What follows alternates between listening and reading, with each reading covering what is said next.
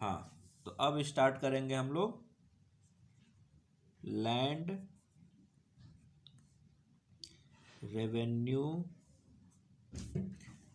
Revenue system of Sher Shah Suri. क्या लिखा हम लोगों ने? Land revenue system of Sher Shah Suri. तो अब इसमें एक एक पॉइंट लिखते हैं, एक एक पॉइंट अब यहाँ लिखा जाए। तो लिखिएगा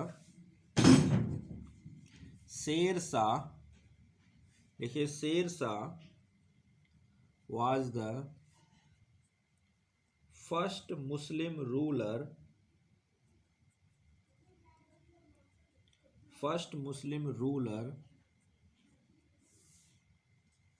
who got the whole of the land measured, and fixed the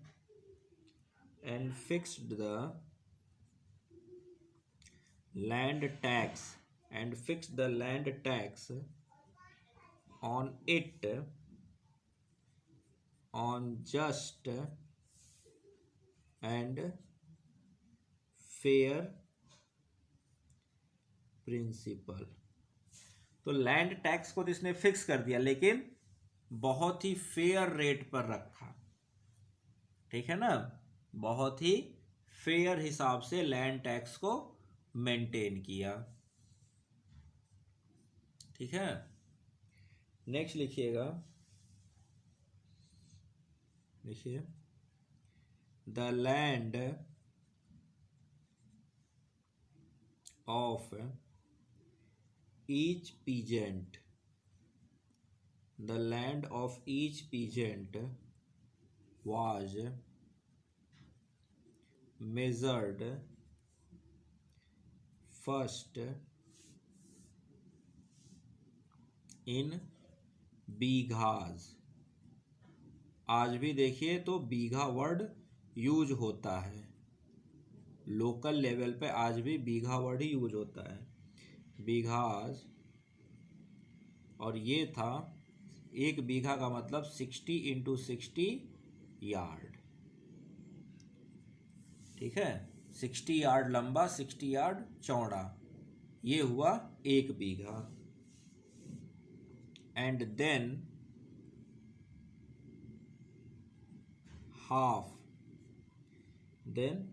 half of it was fixed as the land tax. तो हाफ यानी कि 1/2 के हिसाब से ये लैंड टैक्स लेता था। नेक्स्ट लिखिएगा,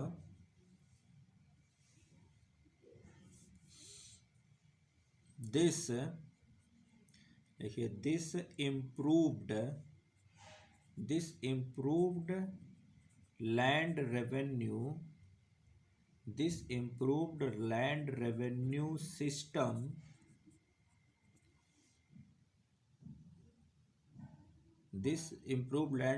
सिस्टम was called as जब्ती सिस्टम। क्या कहा गया इसको? जब्ती सिस्टम, यानी कि हर किसी की जमीन को लिया गया, उसको बीघा के रूप में देखा गया कि कितना बीघा है। मान लीजिए अगर किसी का 30 यार्ड ही आया तो क्या कहा जाएगा? आधा बीघा। किसी का 90 यार्ड आ गया तो 1.5 बीघा, यानी 1 बीघा और आधा बीघा। किसी का 300 यार्ड आ गया तो उसको फिर वही 60 से डिवाइड करके कह देंगे हाँ इतना बीघा है। तो सारे लैंड को बीघा के टर्म में कर दिया गया। और कहा गया कि ये जो बीघा है इस पे आपको इतना यानी कि आधा % यानी कि 50% के हिसाब से आपको टैक्स देना पड़ेगा, और वो फिक्स कर दिया गया। और इसको कहा गया जब्ती सिस्टम। क्या कहा गया? जब्ती सिस्टम। ठीक है। और जब्ती सिस्टम तो हम कह रहे हैं, लेकिन उसके लैंग्वेज में कहा जाएगा, पर्शियन लैंग्वेज में इसको कहा जाएगा जब्ती हर सल। क्या कहा जाएगा? पर्शियन लैंग्वेज में कहा जाएगा जब्ती हर सल, यानी कि लैंड असेसमेंट एवरी ईयर। तो ये एक बार करके ख़त्म नहीं होता था, हर साल होता था। यानी कि जो ऑफिसर्स होते थे उन बेचारों को हर साल लगे रहना पड़ता था। क्यों? क्योंकि पता चला कभी किसी की लैंड बिक गई, कभी किसी की लैंड सरकार ने ले लिया, कभी किसी ने यहाँ खेती छोड़कर कहीं और शिफ्ट कर गया, पलायन कर गया। तो इस तरह से, और किसी ने जंगल काट के वो हिस्सा अपने कंट्रोल में ले लिया। तो अगर किसी की ज़मीन घट गई तो इसका मतलब है उससे टैक्स एक्स्ट्रा आ रहा है, तो वो भी गलत है। और किसी की ज़मीन बढ़ गई और उस सरकार को पता ही नहीं है, तो वो कम टैक्स दे रहा है, तो वो भी गलत है। तो इस वजह से हर साल क्या होता था? लैंड की पैमाइश होती थी। ठीक है। नेक्स्ट लिखिएगा, हाँ नेक्स्ट लिखिएगा, लिखिए कल्टीवेशन। हाँ ऐसे लिखिएगा,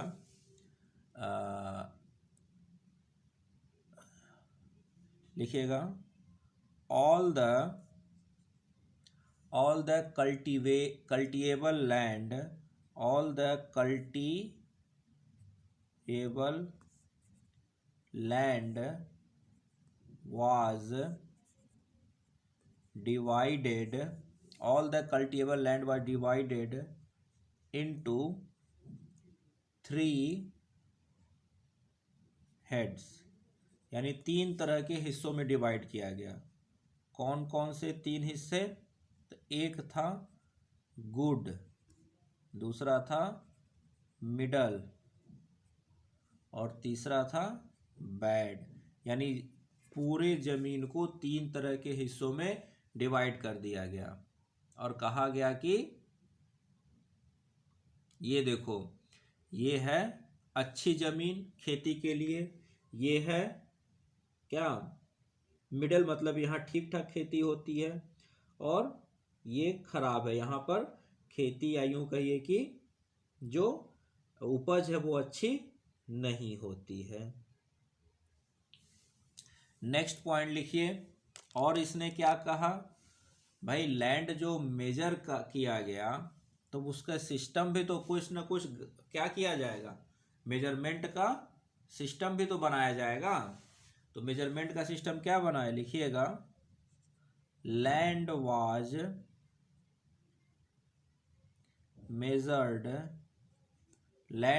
मेजर्ड यूजिंग सिकंदरी गज,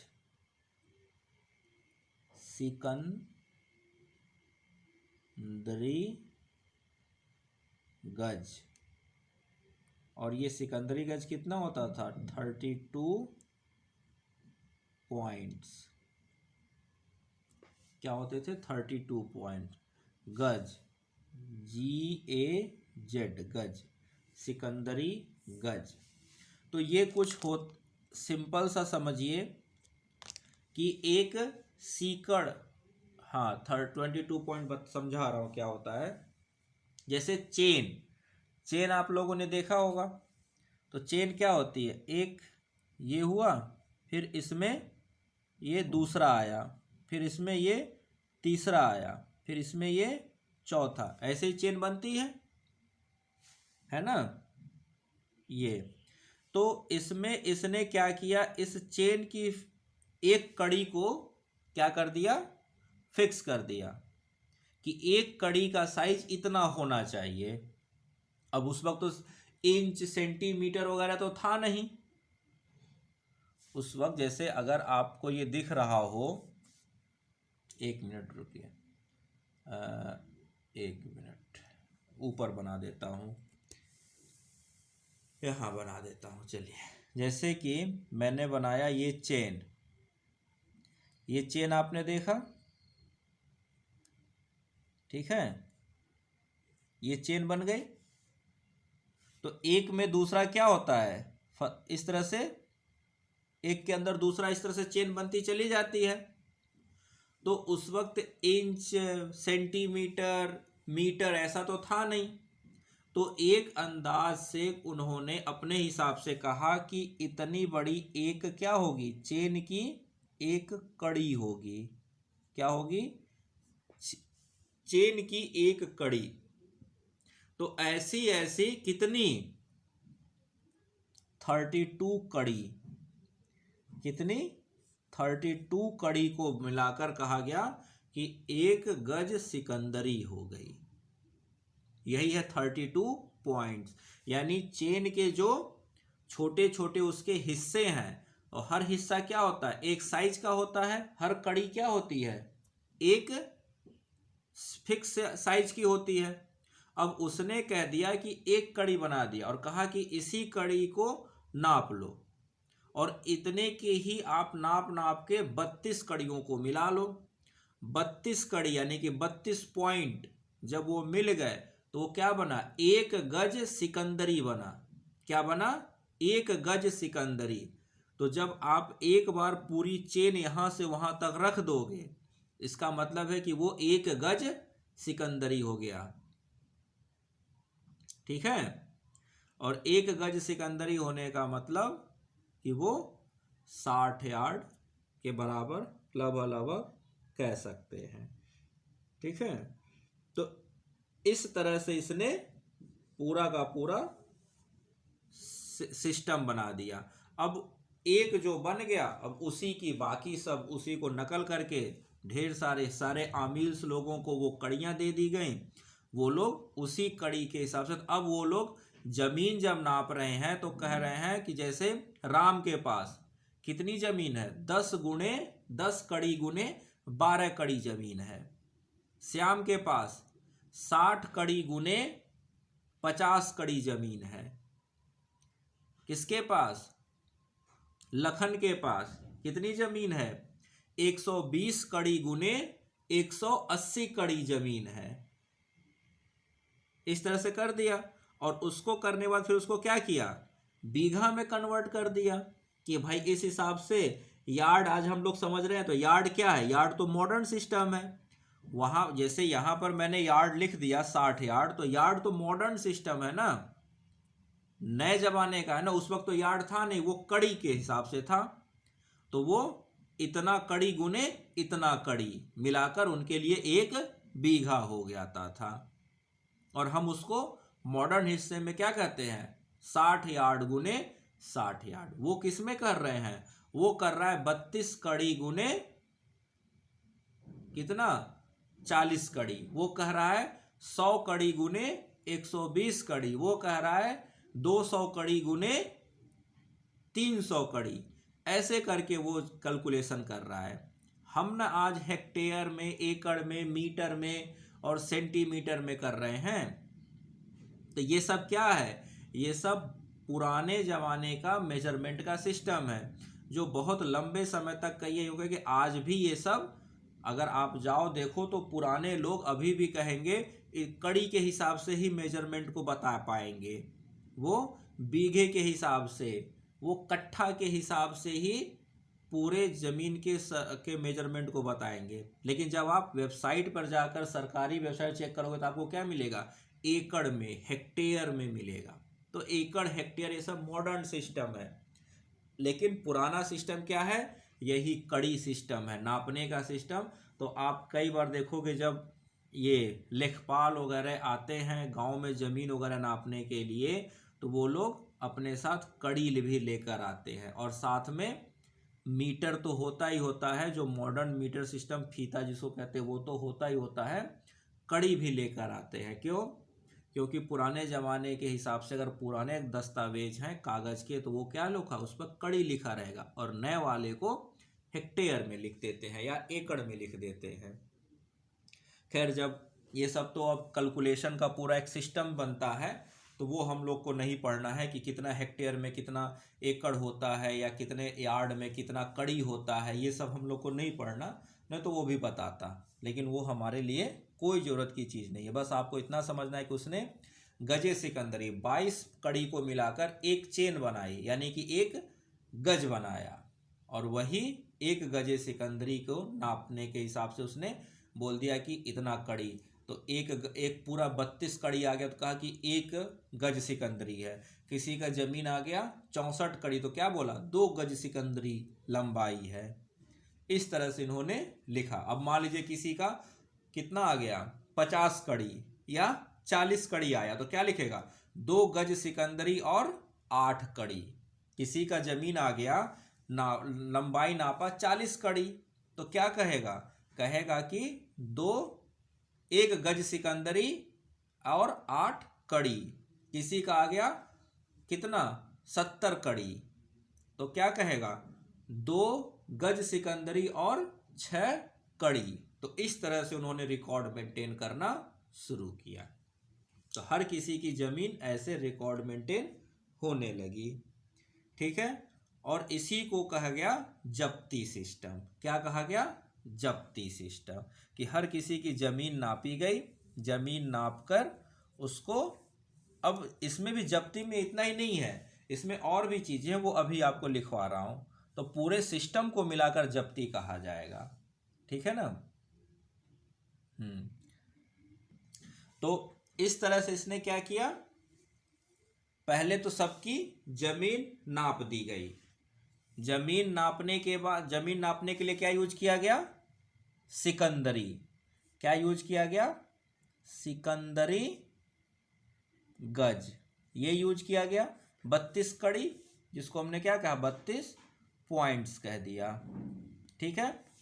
अब भाई जमीन, अगर मान लीजिए राम की जमीन है, राम की जमीन नपी तो राम को पता कैसे चला कि उसकी जमीन कितनी है, उसको क्या करना पड़ेगा, आपको लिख कर देना पड़ेगा ना कि राम, हम सरकार के तरफ से यानी कि सुल्तान की तरफ से हम ऑफिसर्स हैं जिन्होंने, हमने तुम्हारी ज़मीन को नापा, तुम्हारी ज़मीन जो है वो गुड क्वालिटी की है कि मिडिल क्वालिटी की है कि बैड क्वालिटी की है, और अगर है तो कितनी है तो कितनी है। तो ये करने के लिए क्या करना पड़ेगा, आपको लिखना पड़ेगा कि मालिक राम, फिर लिखना पड़ेगा जमीन, तो क्या लिखना पड़ेगा, 32 कड़ी या 1 गज सिकंदरी गुने इतना, फिर उसमें भी लिखना पड़ेगा कि हाँ 8 कड़ी अच्छी क्वालिटी का है गुड, और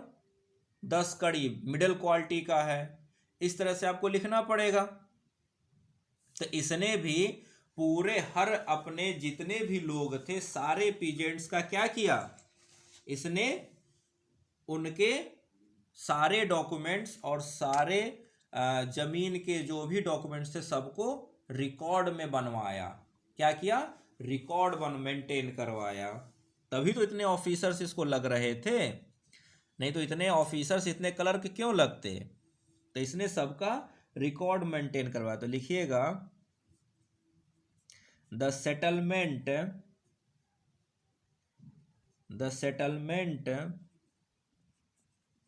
विथ ईच पीजेंट, यानी कि जो जमीन नापी गई तो होने को मतलब क्या है कि जमीन तो किसकी है, अंपायर सुल्तान की है, लेकिन उस मालिकाना हक तो किसका है, सुल्तान का है, लेकिन उस पर खेती कौन कर रहा है, वो पीजेंट कर रहा है, वो किसान कर रहा है। तो इसका मतलब है कि राजा अपनी जमीन पर उस किसान को खेती करने के लिए क्या कह रहा है, हक दे रहा है कि ठीक है तुम जाओ खेती कर लो। तो जब खेती करने के लिए वो कह रहा है तो इसका मतलब राजा सुल्तान और पीजेंट के बीच में क्या हो गया, एक सेटलमेंट हो गया कि ये जमीन मेरी है और इस जमीन पर तुम मेरे बिहाफ पर खेती करो। ये क्या हो गया, पीजेंट और सुल्तान के बीच में एक सेटलमेंट हो गया। जब उसको लिखित रूप में कहेंगे तो क्या होगा, that became the settlement between the king यानी सुल्तान and peasant. The settlement with each peasant was made in written। तो सबका लिखा गया। तो भाई अगर मैं कह रहा हूं कि अगर राम के पास 100 कड़ी गुने 120 कड़ी जमीन है तो राजा के ऑफिसर लिखेंगे ना, राम के पास 100 गुने 120 कड़ी जमीन है, लेकिन जमीन तो किसकी है, एक्चुअल में सुल्तान की है।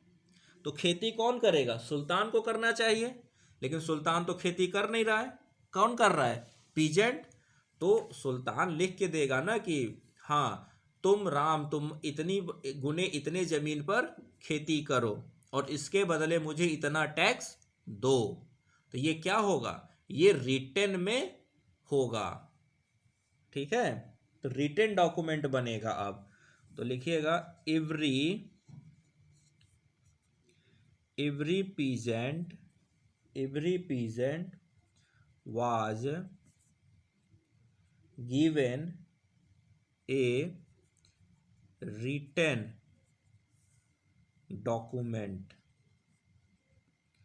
जैसे आज भी तो हर किसान के पास अपना जमीन का रिटन कागज होता है, सरकार की तरफ से मुझे ये कागज है कि भाई ये मेरी जमीन है, वही तो प्रूफ है ना। तो written document in which the share of the government was clearly mentioned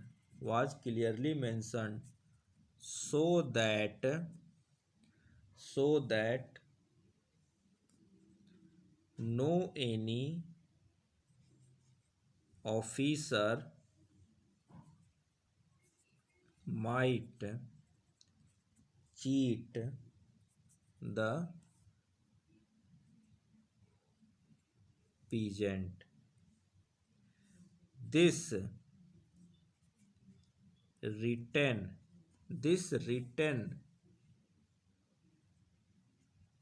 settlement document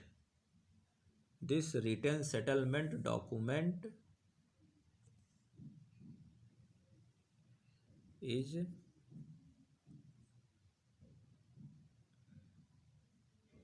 नहीं, इसको ऐसे मत लिखिए।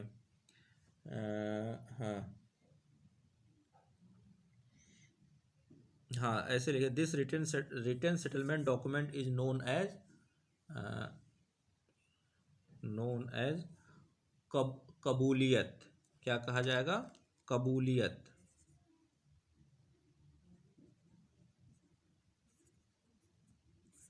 जो डॉक्यूमेंट है उसको कबूलियत यानी कि डीड ऑफ एग्रीमेंट। क्या है, डीड ऑफ एग्रीमेंट। ये क्या है, कबूलियत, कि तुम कबूल कर रहे हो कि तुम्हारे पास इतनी जमीन है और उस जमीन पर इतना तुम मुझे टैक्स दोगे। तो हर व्यक्ति के साथ क्या होगा, टैक्स अलग अलग हो जाएगा, हर किसी को एक जैसा टैक्स नहीं देना पड़ेगा, वो अपनी जमीन के बेसिस पर टैक्स देगा। और उसमें भी गुड क्वालिटी का है कि मिडिल क्वालिटी का है कि बैड क्वालिटी, उसमें भी क्या हो जाएगा, डिफरेंसेस आ जाएंगे। ठीक है, तो ये डीड ऑफ एग्रीमेंट जो बना, सेटलमेंट बना, इसी को कहा गया कबूलियत। And amount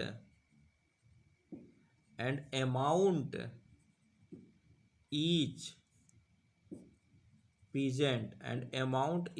peasant had to pay is called as पट्टा।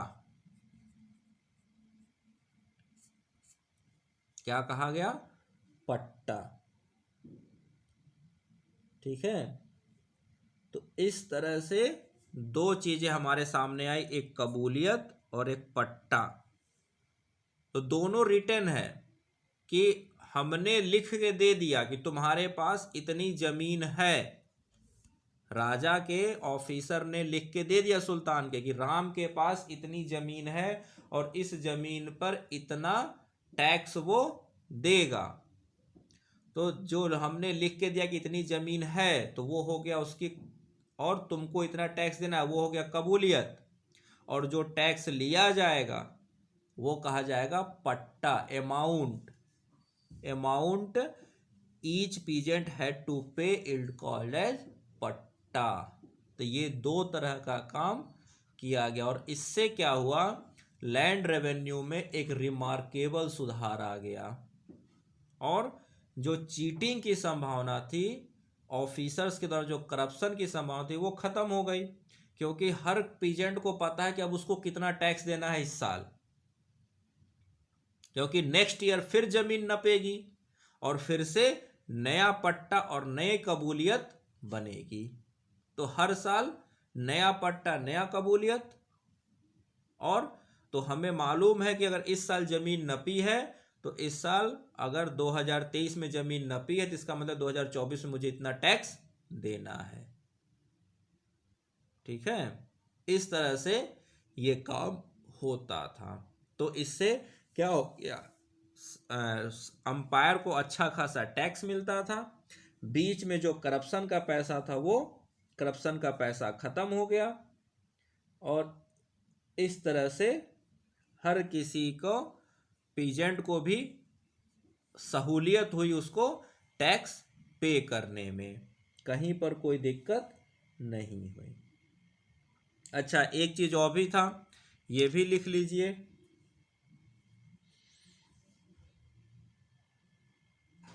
लिखिएगा, each and every peasant each and every peasant was given option to pay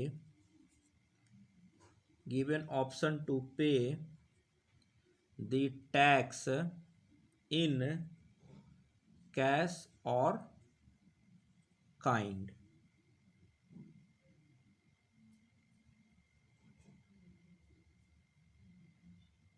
ठीक है, ऑप्शन टू पे द टैक्स इन कैश और काइंड, या तो कैश में दो, या तुम उतने के बदले उतना अनाज ही दे दो। मान लीजिए किसी के यहाँ 100 किलो गेहूं हुआ, अब उस 100 किलो गेहूं का उसको आया कि भैया तुमको देना है कितना, 50, तुम्हारा बना 35 किलो गेहूं। तो या तो उस 35 किलो गेहूं को मार्केट में बेच दो और जो कैश आया वो जमा कर दो, या तुम क्या करो, 35 किलो गेहूं ही दे दो टैक्स के रूप में, और बचा हुआ अपने घर ले जाओ। इस तरह से दोनों ऑप्शन अवेलेबल थे। तो यहां हो गया इसका, ये है लैंड कलेक्शन का बहुत अच्छा और नया तरीका। लैंड का नापने के बाद उसका कैटेगराइजेशन करना, कैटेगराइजेशन करने के बाद हर किसी को रिटन में वो देना कि तुम्हारे पास कितनी जमीन है। और जब वो जमीन का दे दिया गया, तो फिर उसमें हर पीजेंट से कबूल कराया गया। कबूलियत का मतलब क्या हुआ, कबूल कराया गया कि तुम इतना टैक्स के बदले, इतने लैंड के बदले इतना टैक्स हमें दोगे। तो जब वो कबूल कर लिया, तो उसी को कहा गया कबूलियतनामा। तो वही डीड ऑफ एग्रीमेंट बन गया कबूलियतनाम, और जो अमाउंट देना है वो बन गया पट्टा। इस तरह से इसने लैंड रेवेन्यू को बहुत ही अच्छे तरीके से मैनेज किया, और बीच में हर तरह के करप्शन को लगभग हटा दिया। ऐसा नहीं कि एकदम समझिए कि बहुत ही एकदम कहा जाए कि ऐसा तरीका जो मतलब कहीं यहाँ पर करप्शन हो ही नहीं सकता, ऐसा नहीं था। लेकिन जो पहले के सिस्टम थे उससे बहुत ही अच्छा और बेहतर सिस्टम इसने डेवलप किया। ठीक है, हाँ, ओके। तो इस तरह से हमने अभी तक कुछ लैंड रिफॉर्म्स देखे, जिसमें सबसे इम्पोर्टेंट था कि लैंड का मेजरमेंट, लैंड का ग्रेडेशन, गुड मिडल बैड, और फिर कबूलियतनामा और पट्टा के रूप में। अब इसके आगे की कहानी हम लोग नेक्स्ट क्लास में देखेंगे। ठीक है, तब तक के लिए thank you very much, and please like the videos, subscribe the channel, and give your important suggestions in comment box, so we could improve our content also, and as per your requirements. Thank you very much. Please subscribe the channel and like the videos. Thank you.